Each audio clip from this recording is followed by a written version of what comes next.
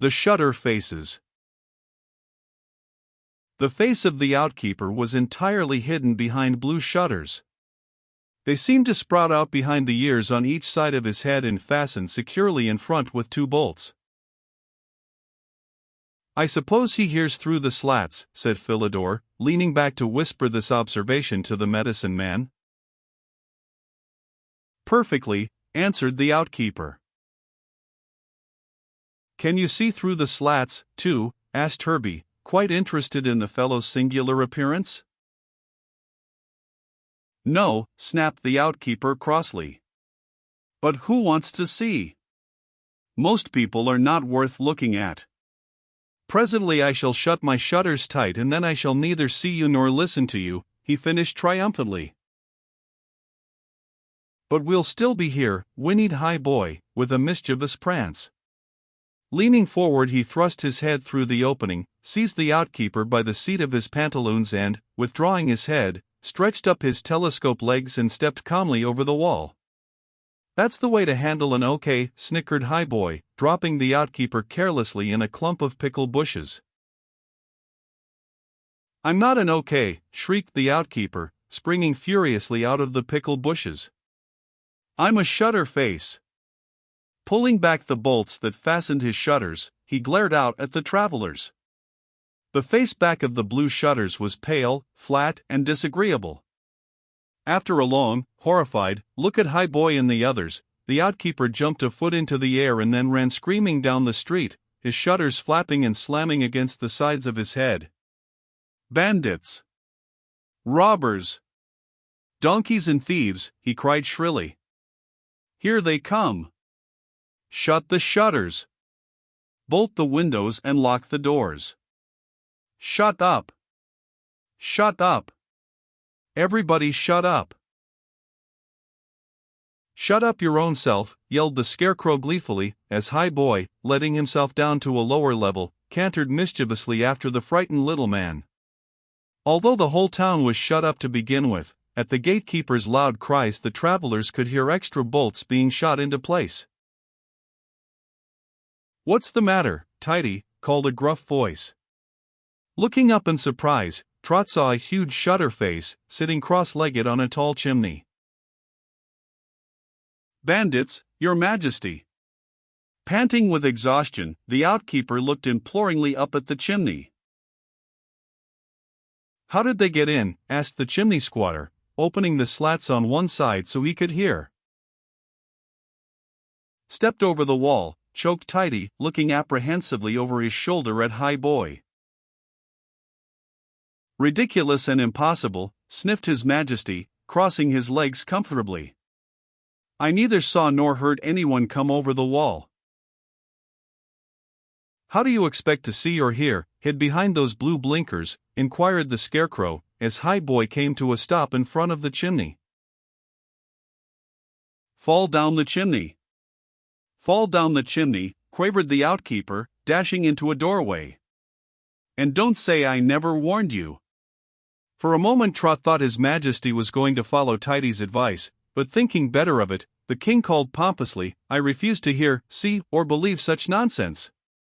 Shutting the slats in his shutters, the king folded his arms and continued to sit defiantly on the chimney. "Shall I shove him down?" whispered High Boy, looking around at Philidor. "If he cannot see or hear, perhaps he can feel."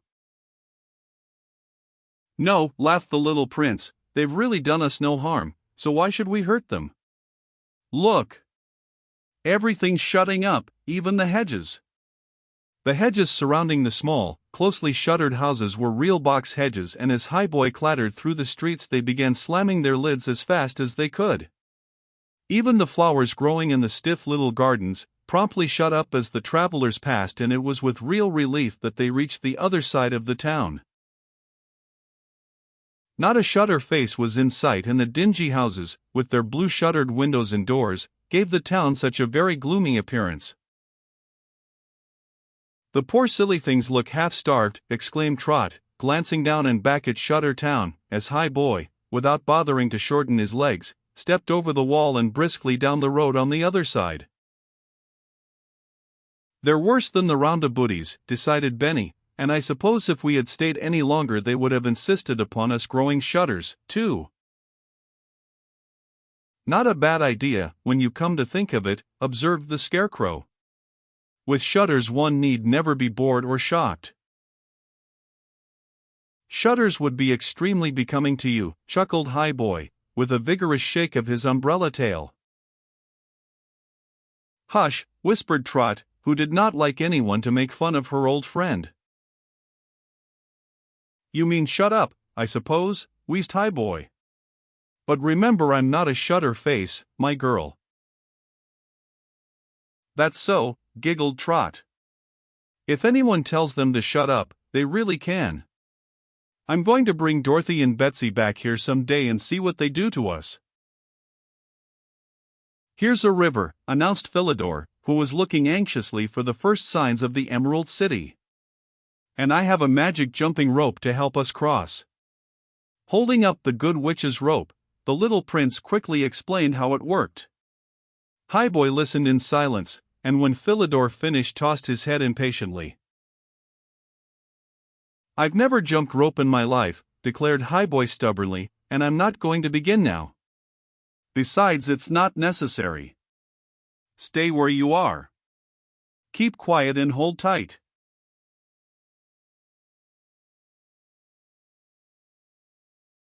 Rather worried and undecided whether to stay on or tumble off, the little company looked uncertainly at one another. But before they could dismount, Highboy shot up 200 feet and then carefully stepped down into the river. Trot gasped and expected to find herself under water. But only the toes of her shoes touched the water, and when Highboy, looking around, saw this, he raised himself higher still and, with his whole body out of the water and his feet on the riverbed, carried them safely and slowly across. Why, you're better than a bridge, exclaimed Philidor, leaning forward to give him a good hug. I wish I could keep you always. Joe couldn't spare me, announced Highboy, self-consciously, but I'll come to see you often, Phil, when this adventure is over. Hold on now, I'm going to step out. The great length of Highboy's legs made his body almost vertical, as he scrambled up the bank. But so tightly did his riders hold on to the saddle and to one another, nobody fell off. Bringing his legs down with a few sharp clicks, Highboy put up his umbrella tail and was about to start on when a series of splutters made him look back. The high horse had closed his umbrella tail when he stepped into the river, but in spite of this a lot of water had got in. Therefore, when he snapped it up, a perfect deluge had come down on his luckless passengers.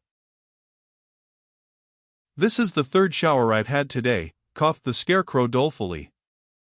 Benny didn't mind the water at all, and Herbie, after peering into his medicine chest and discovering that none of the contents were wet, nearly gave himself a good shake. As for Philidor and Trot, what could they do but laughingly accept Highboy's apologies? It was late afternoon by now, and the sun sinking lower and lower behind the hills.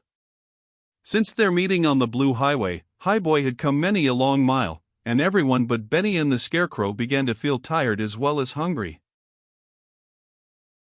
I give my gold tooth for a pail of yummy jummy, confessed Highboy, as he slowly mounted a small hill. I'm hungry enough to eat it. He did not finish his sentence, but glanced longingly over his shoulder at the Scarecrow, who immediately ducked behind Benny and began feverishly stuffing in his stray wisps of straw. How about a sandwich, suggested Philidor, pulling out the lunch basket Queen Hyacinth had filled so generously. A sandwich would be no more than a cracker crumb to me, exclaimed Highboy disdainfully. Well, what's yummy jummy? Asked Trot, accepting with a smile the chicken sandwich the little prince held out to her. Oats, hay, bran, brown sugar and grape juice, explained Highboy, smacking his lips and closing his eyes. Do you think they'd mix me up a pail when we reach this Emerald City of yours? Of course they will, promised Trot, but couldn't you stop and eat a little grass or tree leaves? Grass is too short, besides, I never eat grass or leaves at night, announced Highboy, turning up his nose. Gives me gastritis. For a time the little company progressed in silence, Herbie, Trot and Philidor contentedly munching the dainty sandwiches and Benny enjoying the scenery. As it grew darker, an overpowering drowsiness stole over Trot and Philidor. Highboy, too, began to yawn so terrifically that his passengers were nearly thrown out of the saddle. "If he does that again, I'll fall off," quavered the Scarecrow, clasping his arms round Benny's waist. "Wait," whispered Herbie, "I have a remedy." Unbuckling Trot's belt, Herbie opened his medicine chest and drew out a box of pills. "These are my famous keep-awake pills," he explained proudly, swallowing two, "and these others will prevent yawning." "Whoa!" gasped Philidor as Highboy's last hum lifted them a foot into the air. "Whoa!" The high horse was glad enough to whoa and, looking around with half-closed eyes, inquired the reason for their stop. "Take these," directed Philidor, slipping 2 keep-awake pills and 3 yawn lozenges down Highboy's throat. Sleepily Highboy swallowed the dose. The effect was startling and instantaneous. His eyes opened wide, his teeth clicked together, and next minute he was streaking down the road so fast that Trot's hair blew straight out behind and the little prince's cloak snapped in the wind. "Better take some yourselves," advised Herbie, holding out the boxes to Trot. "For if you fall asleep you'll fall off, and then where'll you be?" A little nervously, Trot swallowed the keep-awake pills and yawn lozenges. Philidor then took 2 of each, and immediately they both felt wide awake and full of energy. "You are a real wizard, Herbie," admitted the Scarecrow, noting admiringly the effect of the pills, "and ought to make a great hit at the Capitol." "Do you think so?" puffed Herbie breathlessly, as he bounced up and down. "Are we almost there?" It was hard to see, for it was night and only a few stars twinkled in the sky. But presently Trot gave a little shout of relief and satisfaction. "See that green glow?" cried the little girl with an excited wave. "They're the tower lights of the castle. Hurry up, Highboy. We're almost there." At Trot's words, Highboy gathered his long legs together and fairly flew over hills and across fields, so that in less than an hour they reached the Emerald City itself. It was still fairly early, and the lovely capital of Oz shimmered as only a jeweled city can.